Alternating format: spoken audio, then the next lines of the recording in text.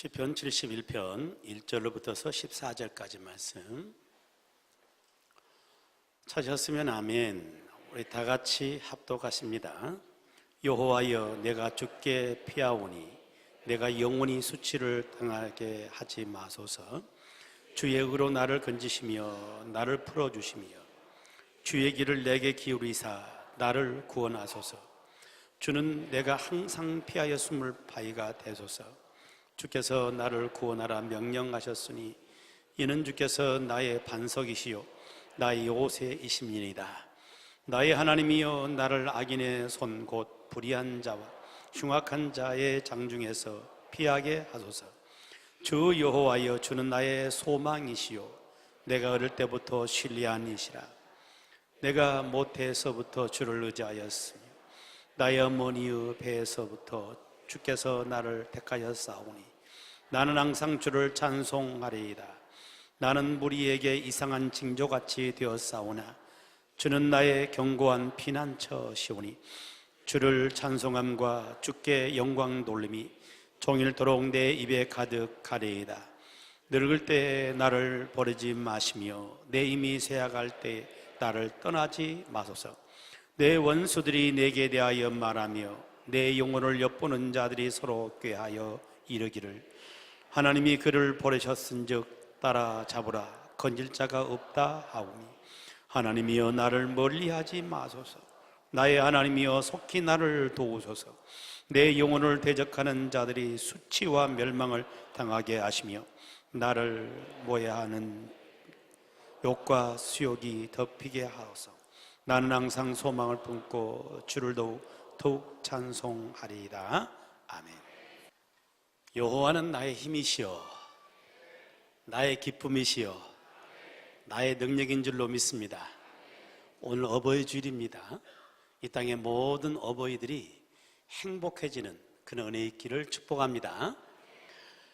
오늘은 우리 부목사님이 보내준 그런 유모를 여러분과 함께 나누는 기쁨을 갖겠습니다. 시내버스 승강장에 있었던 일이라고 그래요. 승강장에 버스를 기다리면 사람들이 줄을 쭉 서 있는 겁니다. 근데 60대 후반쯤 되는 한 할아버지가 새치기라고 들어온 겁니다.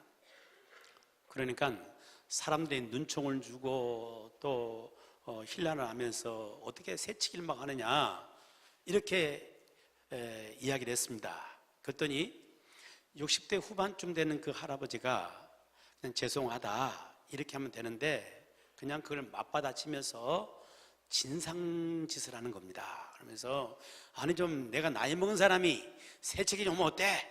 하면서 이렇게 막 진상 노릇을 하는데 줄 저만큼 후편에 90대 할아버지가 서 계셨어요. 그 할아버지가 한마디를 딱 던졌더니 이 60대 후반 할아버지가 아무 소리도 못하고 뒤로 가서 줄을 딱 섰답니다. 뭐라고 했을까요? 그 90대 할아버지가 하신 말씀이 야 임마 황천길에도 새치기해라 이 짜샤 막 그랬다잖아요.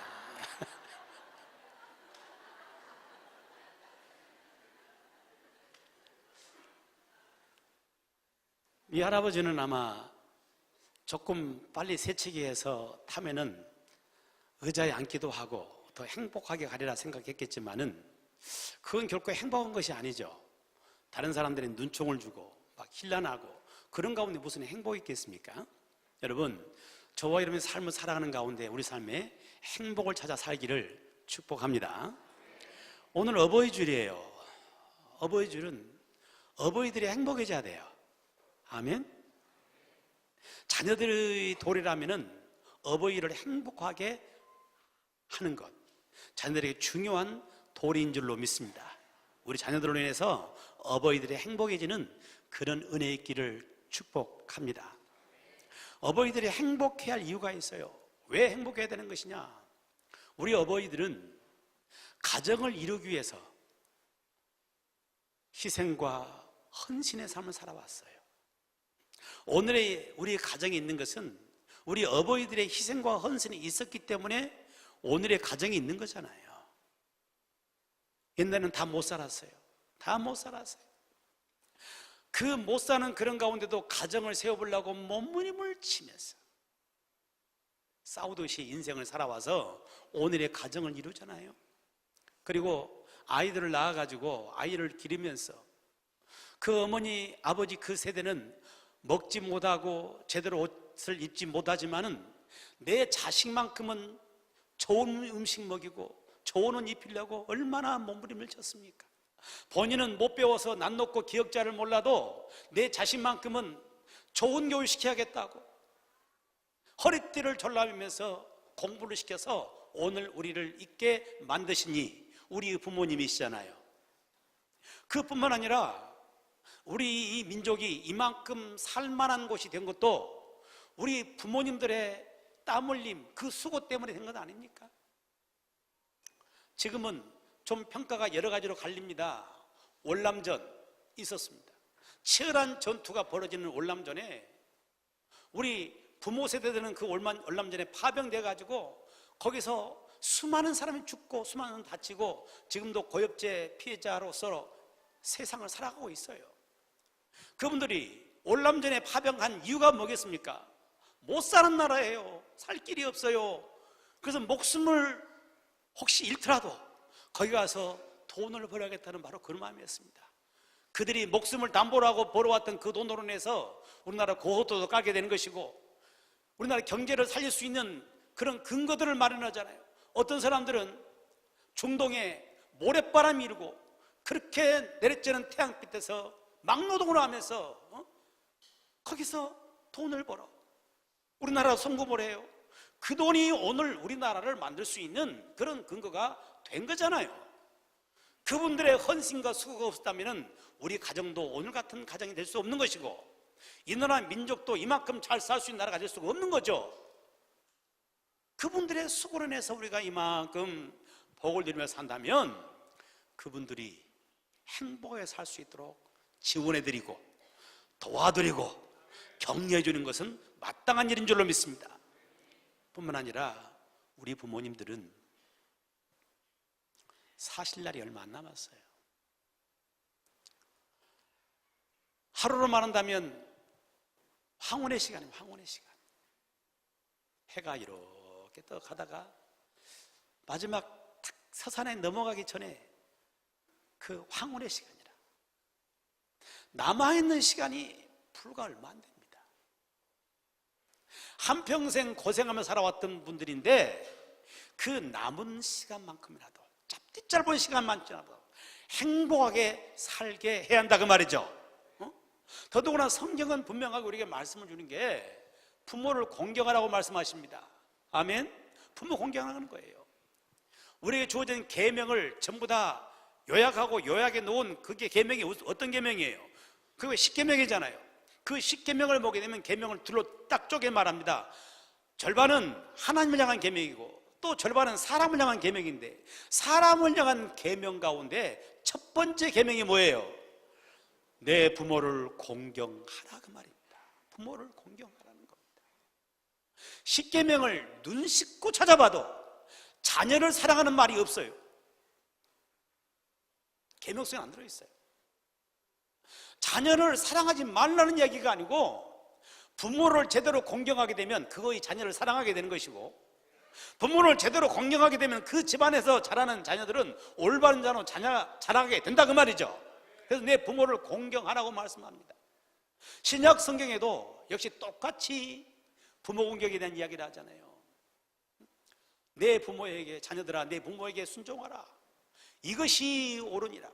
내 아버지와 어머니를 공경하라. 이것은 약속에 있는 첫 계명이니 내가 잘되고 땅에서 장수하리라 말씀하시면서 부모에 대한 이 공경 이걸 우리에게 말씀을 하고 있는 거죠. 이 땅의 부모들은 행복할 그런 자격이 있어요.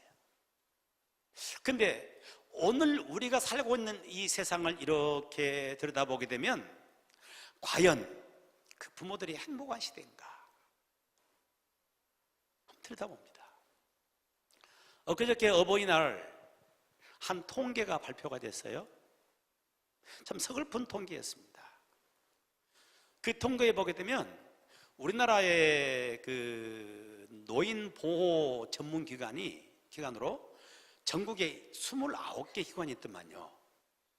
이 기관에 2016년도에 노인 학대 신고된 건수가 몇 건이냐면은 12,000건이에요. 놀래도 아는 데는 참 도 같았다니까. 한 건도 문제 있는데 12,000건이라. 신고 안 된 건수를 합한다면 수를 헤아릴 수가 없을 겁니다. 수많은 이 땅의 아버지 어머니들, 그들이 노인 됐다고 해서 학대를 당하고 사는 겁니다. 더 충격인 것은 그 학대를 한 사람이 누구냐? 아들이고 딸이에요. 그게 절반이에요.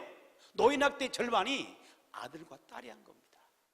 또 충격인 것은 학대를 당한 장소가 가정이에요.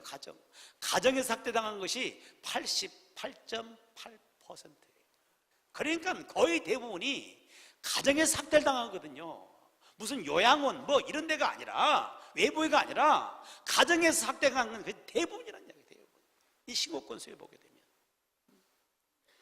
오늘 우리 그 부모님들은 과연 행복한가? 아닌 거예요. 굉장히 불행한 그런 노년기를 지나고 있는 이런 모습을 통계로서 보여주고 있는 겁니다.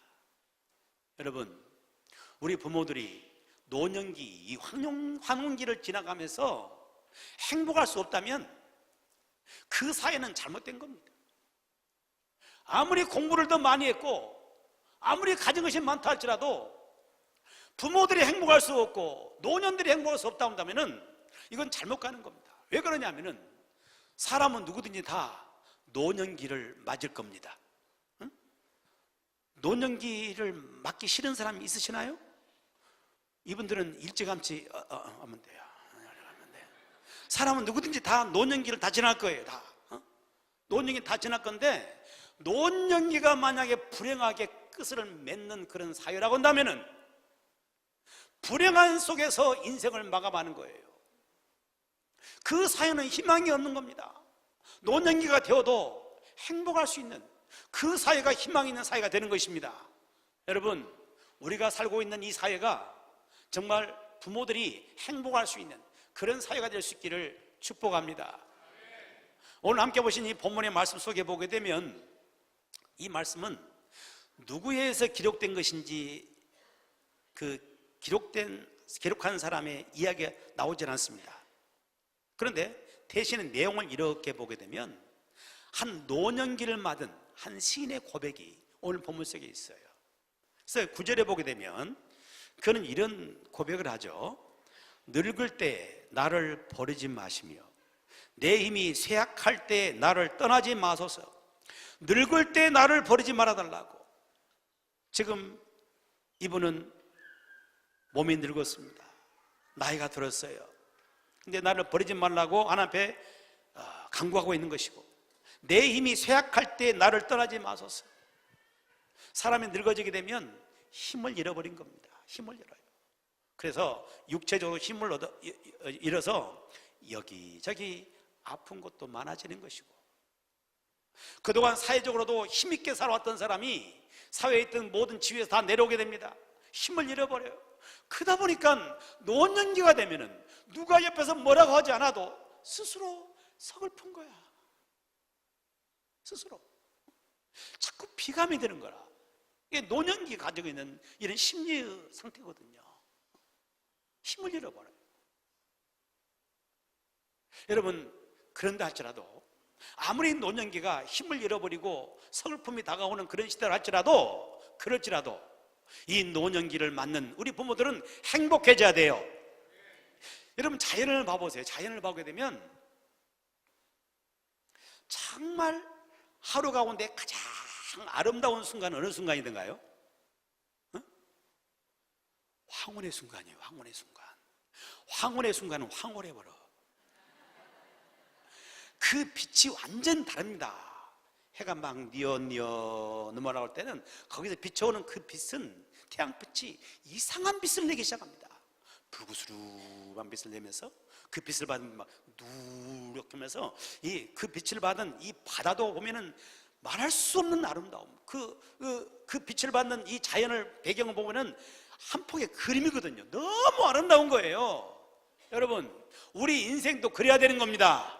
마지막 마무리하는 그 노년의 그 기간, 그 황혼의 시간, 이 시간은 정말 아름답게 빛을 비춰야 되는 것이고 인생의 행복해져야 이것이 진정한 복인 줄로 믿습니다. 여러분, 노년기도 얼마든지 행복할 수 있습니다. 무엇이 노년기로 하여금 행복하게 만들고 우리 삶에 행복하게 만드는가? 오늘 말씀을 보게 되면 8절에 이렇게 그는 고백을 하죠. 8절 말씀 같이 시작. 주를 찬송함과 주께 영광 돌림이 종일토록 내 입에 가득하리이다. 그의 고백이에요. 누구를 찬송해요? 주님을 찬송합니다. 주님께 영광 돌림이 종일토록 내 입에 가득하리로다. 그 입에는 노년기지만 찬양이 살아있어요. 찬송의 속에서 터져나와요. 그래요. 그리고 14절에 보니까 나는 항상 소망을 품고 더욱 뭐 한다고요? 찬송하리로다. 찬송하리로다. 비록 노년기지만은 그 속에 찬송이 살아날 때 그의 삶은 행복해집니다. 아멘. 욥이라는 사람을 은혜합니다. 이 욥은 인생을 살아가면서 엄청난 고난을 겪어요. 사단이 욥에게 있는 모든 걸 다 뺏어갑니다. 그의 물질도 하루아침에 다 뺏어갑니다.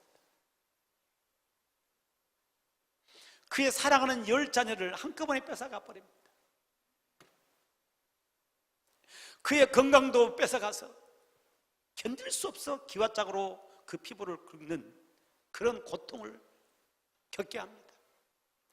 아내마저도 빼앗아갑니다. 하나님 욕하고 죽으라. 모든 걸 다 뺏어가요. 그런데 사단이 욥에게서 빼앗지 못한 한 가지가 있었습니다. 그게 뭐였어요? 그게 찬송이에요. 욥의 입에서 나오는 고백입니다. 주신 자도 여호와시오 가져가신 이도 여호와시오니 여호와의 이름이 찬송을 받으시리로다. 여호와의 이름이 찬송을 받으시리로다. 그 입술에 찬송은 뺏어가지는 못한다는 말이에요. 이 욥은 그 고난 가운데 찬송에 살아있어요. 10년 깊숙이 나오는 그 찬송에 살아있을 때에 그 슬픔과 그 고통을 이겨나가면서 행복한 삶을 살아갈 수 있는 사람이 된 줄로 믿습니다. 여러분, 이 찬송은 우리의 슬픔, 우리의 아픔, 고통을 이기게 만드는 거예요. 왜냐하면 하나님이 그렇게 설계해 놓으셨어요. 이사야 61장 3절에 보게 되면 찬송의 옷으로 그 근심을 대신하게 하시고 라는 말씀이 있습니다. 하나님이 우리에게 주신 중요한 프로그램은 이 땅의 생을 살아가면서 슬퍼하고 근심하고 고통하는 그런 가운데 살아가는 우리들이 찬송의 옷을 가지고 이 슬픔과 이 근심을 덮게 만드시고 그 속에도 행복할 수 있는 사람을 살게 하신다 그 말이에요. 왜 찬송이 그런가? 찬송 가운데는 보게 되면 이 시편 22편 3절에서 말씀하기를 이스라엘의 찬송 가운데 거하시는 주여 그랬습니다. 우리 주님이 찬송 가운데 거하시는 겁니다. 우리 찬양 가운데 주님이 거하시는 거예요. 그러므로 찬양에 살아있는 사람들은 아무리 슬픔 만나고 아무리 비통한 상황 가운데도 하나님이 함께 하세요. 그분을 느끼는 거예요. 그분 속에서 치료를 받게 되는 것이고 치유가 일어나게 되는 것이고 그분이 힘을 가지고 슬픔을 이기는 것이고 고통을 이겨 나가면서 행복의 삶을 살아갈 수가 있게 되는 줄로 믿습니다. 여러분, 이 찬양이 우리 삶을 행복하게 하는 겁니다. 세상의 노래 좋지만 그러나 그 노래 행복하게 하지 못합니다. 부르면 부를수록 허무해지고 부르면 부를수록 슬퍼지는 것 세상의 노래입니다. 저는 가끔씩 가요를 부릅니다. 잘 불러요. 지난번에 친구들과 함께 그 장가게를 갔다 왔고, 또 이번에는 또 우리 시찰에서 고흥 쪽에 이렇게 또 함께 다녀왔는데, 차 안에 이동하면서 목사님들이 모여갖고 노래를 부르며 갔거든요. 그냥 자리에 앉아가고 이렇게 춤추고 하지 않고 자리에 앉아가 이렇게 노래를 부르며 갔는데, 목사님들이 마이크 다 이렇게 돌아가면서 하는데 다 가요를 불렀거든요. 찬송 안 부르고. 그래요. 근데 제가 메들리는 막 그냥 가요를 부르댔잖아요. 메들리로 막 박수가 나고 막 그랬습니다. 마이크가 내한테 막 많이 오거든요. 이렇게 가요를 잘 불러요, 제가요. 근데 이것이 저희 어머님 영향이기도 해요. 저희 어머님 37살에 홀로 되셨거든요. 참 젊은 나이, 지금 생각하면은. 그러다 보니까 동네의 분들이 위로하기 위해서 항상 저녁마다 우리 집에 항상 사람들이 많이 끓었어요. 예수 안 믿을 때니까 술을 계속 드리고 슬픔을 이겨라고. 그래서 그 술을 드시고 이제 동네 분들을 밤새도록 못 지나잖아요. 가시면은 어머님이 계속 술 드시면 노래했던 계속 노래를 불러요. 노래를 부르다가 결국 가면 엉엉 우는 거야. 그냥 엉엉 울어. 근데 그때 그 어머니가 계속 불렀던 그 노래가 내 귓가에 남아가지고 내가 가요를 잘한다니까. 세상 노래는 부르면 부를수록 왠지 허전하고 허무하고 이게 더 슬퍼지는 거야. 근데 주님을 찬양하는 찬양은 아니야. 찬양은 찬양하면 할수록 내 마음속에 있는 모든 슬픔을 극복하면서 내 마음이 기뻐지고 내 마음이 살아나는 겁니다. 그러면서 행복한 그런 삶을 살 수 있는 힘이 그에게 주어지는 겁니다. 여러분, 찬양하는 자는 가장 행복한 자야. 입술의 찬양이 아니라 마음을 터져나오는 찬양, 이것은 강력한 치유제인 것이고 인생을 행복하게 만드는 중요한 영양소라는 사실을 잊지 않기를 바랍니다. 영국 황제 누이스라는 사람이 있는데, 이분은 백성들을 무척이나 사랑하는 임금이었대요. 그래서 이분이 평상복을 입고 이렇게 민정 시찰을 이렇게 하면서 백성들이 사는 모습을 이렇게 돌아보는 가운데에 어디선가 들려오는 찬송 소리, 거기서 끌려가지고 가봤더니 거기는 아주 허름한 오두막지, 물레방안 돌고 있는 바로 그곳인데, 그 안에 한 할아버지가 노래를 부르고 있는 겁니다. 찬양이죠. 세상 사람 날 부러워 아니하여도 나도 역시 세상 사람 부럽지 않네. 하나님의 은혜를 생각할 때에 할렐루야 찬송이 저절로 나네. 막 찬양이 취해가지고 막 당신 찬양하는 그걸 보고 있는 동안은 너무 행복해 보인 거예요. 나보다 훨씬 더 행복하다. 그러면서 이 누이스 황제가 그 할아버지에게 요청을 합니다. 할아버지, 혹시 2절 있으면 2절대로 좀 불러주세요. 그랬더니 2절이 없대요. 그래서 누이스가 즉흥적으로 그랬답니다. 그러면 2절은 제가 한번 불러볼게요. 이렇게 앞으로 부르세요 하면서 불러준 겁니다. 세상 사람 날 부러워 아니하여도 영국 황제 누이스가 날 부러워해. 하나님의 은혜를 생각할 때에 할렐루야 찬송이 저절로 나네. 저절로 나네. 여러분, 찬양이 살아있는 그 사람은 행복한 사람이에요. 영국왕 누이스도 부러울 만한 그런 삶을 살아가는 사람인 겁니다. 여러분, 저와 여러분의 삶 가운데 이 찬양에 살아있는 삶을 살기를 축복합니다. 우리 그리스도인이라면, 진실한 그리스도인이라면 찬양하지 못할 이유가 없어요. 찬양에 죽을 이유가 없어요. 찬양에 살아있어야 마땅해요. 왜냐하면 우리는 주님의 엄청난 사랑을 받고 있지 않습니까? 우리를 사랑하사 우리를 구원하기 위해서 독생자이신 그 예수님께서 십자가에 자신의 목숨을 주신 만큼 나를 사랑하셨고 나를 구원했습니다. 이 어마어마한 사랑을 우리는 받고 있지 않아요? 찬송보다 이유가 어디 있습니까? 그 은혜를 생각할 때 찬송할 수 있는 거죠. 더더군다나 내가 예수 그리스도를 믿는 이 믿음 가운데 오늘 내가 살고 있다면 지금 당장 세상을 떠나도 우리는 저 영원한 하나님 나라에 들어갑니다. 우리는 저 영원한 하나님 나라가 있는 거예요, 여러분. 그 나라를 바라볼 때 왜 내가 나이 먹었다고 해서 비관을 갖습니까? 왜 내가 나이 먹었다고 해서 내가 낙심합니까? 그럴 이유 없는 거잖아요. 우리는 하나님 나라가 있는 거기 때문에, 그걸 바라보기 때문에 내가 사는 날이 얼마 안 남아도 우리는 얼마든지 찬양할 수 있는 사람이 될 줄로 믿습니다. 여러분, 내가 나이가 점점 들어간다고 생각하면은 우리 사고를 좀 전환시켜야 돼요. 내 남은 날이 얼마 안 남았다고 우리는 비감합니다. 얼마 안 남았다고. 근데 이게 얼마 안 남은 것이 아니라, 내가 살 날이 얼마 안 남은 것이 아니라 나의 영원한 고향집인 하나님 나라에 들어갈 날이 얼마 안 남은 거예요, 여러분. 그날을 우리는 고대하며 살잖아요. 그날 들어갈 날이 얼마 안 남았으니 얼마나 기쁠 날이요, 얼마나 감사할 날인 겁니까? 여러분, 남자들이 군대를 갑니다. 남자들이 군대를 가면은 가장 기다려진 날이 있어. 어떤 날이에요? 어떤 날? 지금 여성들이 굉장히 많은 것 같은데, 이쪽도 먼저. 무슨 날? 제대하는 날. 제대 날을 그렇게 손꼽아 기다리잖아요. 그래가지고 군생활 하다가 제대 날이 가까워지게 되면 거기다 동그라미 펴놔.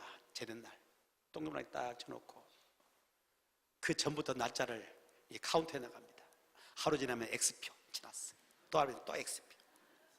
가까울수록 너무너무 막 기대가 되고 희망이 되는 거예요.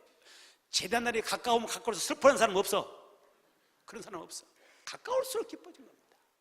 여러분, 우리 인생이 이제 황혼의 시간이라면 그것은 이 땅에 살 날이 얼마 안 남은 것이 아니라 이 땅을 제대해서 영원한 나의 고향집인 하나님 품으로 갈 날이 얼마 안 남은 거예요, 여러분.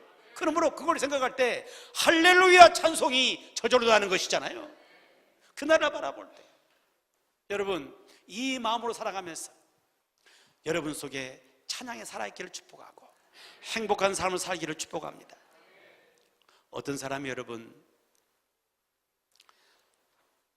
노년에게도 때로는 고난의 상황 가운데도 찬송할 수 있을까? 찬송의 속에서 나와야 되는데 어떤 사람이 그럴까? 오늘 말씀 한 두 구절만 보겠습니다. 1절 말씀이에요. 1절 시작. 여호와여, 내가 죽게 피하오니 내가 영원히 수치를 당하게 하지 마소서. 이 노년기에 내가 죽게 피하겠다고 말합니다. 12절도 옵니다. 하나님이여, 나를 멀리하지 마소서. 나의 하나님이여, 속히 나를 도우소서. 하나님, 나를 멀리하지 마시고 나를 도우소서. 이분은 이 노년기에도 철저하게 하나님을 의지하고 있습니다. 하나님, 내가 주님께 피하겠습니다. 하나님, 나를 멀리하지 마시고 나를 도와주소서. 철저히 주님을 의지합니다. 주님을 의지하는 바로 그런 사람 속에 어떤 상황에도 주님을 찬양하는 찬양이 살아나는 겁니다. 그 찬양으로 슬픔을 이기는 것이고 이 땅에 허물을 이기게 되는 것이고 행복한 삶을 살 수 있게 되는 줄로 믿습니다. 바울과 실라라는 그 주님의 제자들이 있습니다. 이들이 복음을 전하고 선교를 감당하는 그런 가운데 빌립보 지방에 들어가서 복음을 전하다가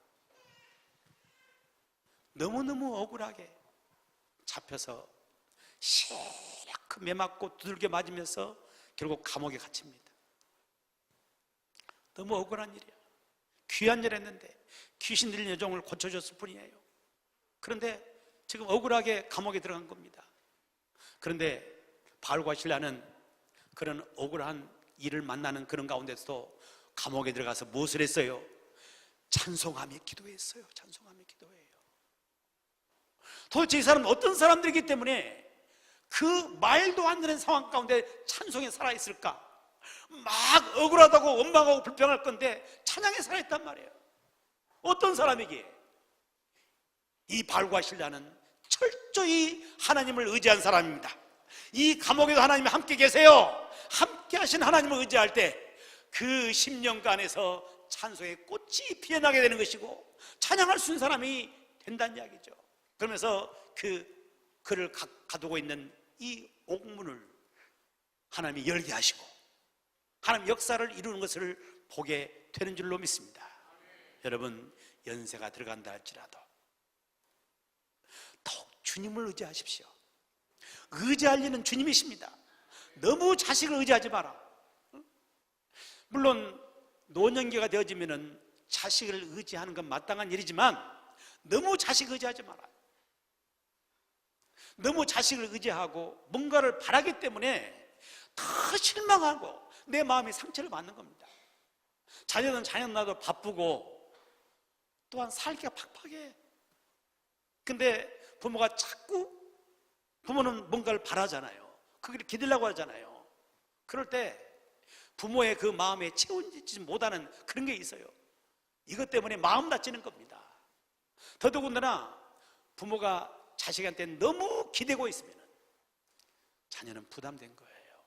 자꾸 멀어진 겁니다. 그래서 자녀를 너무 의지하고 거기 기대는 것이 아니라 하나님을 의지하세요. 하나님께 기대세요.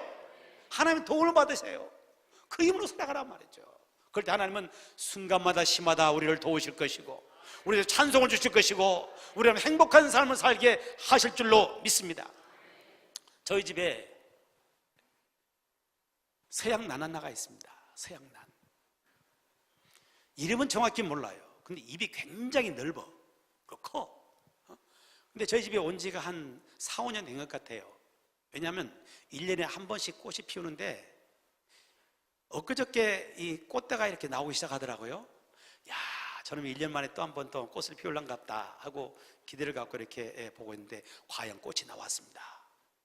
4개가 나오니 꽃이 이렇게 사방으로 4개 나오는데 3개는 나와 쫙 활짝 피었고 1개는 약간 좀 피는 과정 가운데 있어요. 그런데 여러분 이렇게 막 꽃이 쫙 피어날 때 막 이게 얼마나 활짝 피면서 이뻐요. 마치 찬송하는 것 같잖아요. 그런데 오늘 아침에 일어나서 이렇게 보니까 고개를 떡 꺾고 있더라고요. 이거는 무게를 못 이기고 그냥 꺾어져 본 거야 이게. 그 내가 꽃한테 그랬습니다. 죄송하다. 내가 네한테 지지대만 다 꽂아줬으면 네가 안 꺾였을 것인데 미안하다. 1년에 한 번 폈는데 그게 허무하게 꺾어져 보냐. 그렇습니다. 여러분, 사람은 홀로 서는 것 아니야. 나이 드실수록 의지할 자가 필요합니다. 그 의지할 이는 여호와 하나님이세요. 하나님 의지하세요. 하나님 의지하세요. 주님이 시마다 때마다 힘을 주실 것이고 여러분 속에 찬송을 더하실 것이고 여러분 노년기를 마치 황혼처럼 황홀하게 하실 것이고 행복 있는 그런 삶을 살게 하실 줄로 믿습니다.